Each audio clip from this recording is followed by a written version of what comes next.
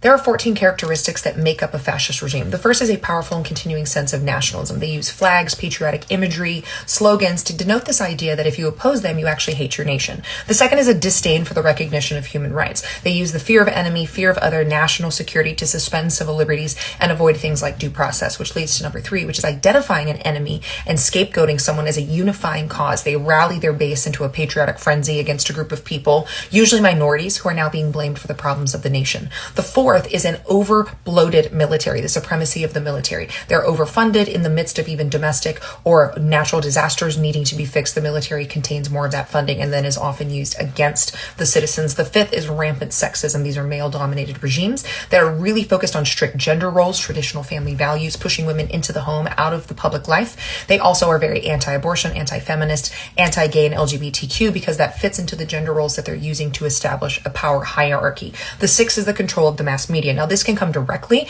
by establishing loyalists or penalizing groups that speak out against them. It also can come indirectly through threats of suing, financial loss, but also rewarding loyalists that are participating in journalism. The seventh is this overemphasis on national security. They use this as an excuse that there are threats from within, from without, to suspend civil liberties and overreach on executive power. The eighth is that religion and government become married. They use whatever the dominant religion of the nation is. They start to use those terms and terminology to endear that dominant religion to them and to give this idea that God has given them the power to make these overreaches and make this step. Because communism and fascism are similar in the sense that a very small group of people have control of all the resources and money and decide who gets what underneath them. In fascism, it's typically one person. In communism, it's typically a party. But capitalism isn't that much different. It's corporations and oligarchs who decide who gets what's underneath. But the most dangerous form of government is a theocracy, because the only thing more dangerous than these groups of people deciding who gets what is someone deciding that they have been sent by God to overreach on this power to abuse anyone who opposes them. Number 9 is that corporate power is protected, and number 10 is that labor power is suppressed, because the only real threat to a fascist regime is organized labor, because if the workers don't go show up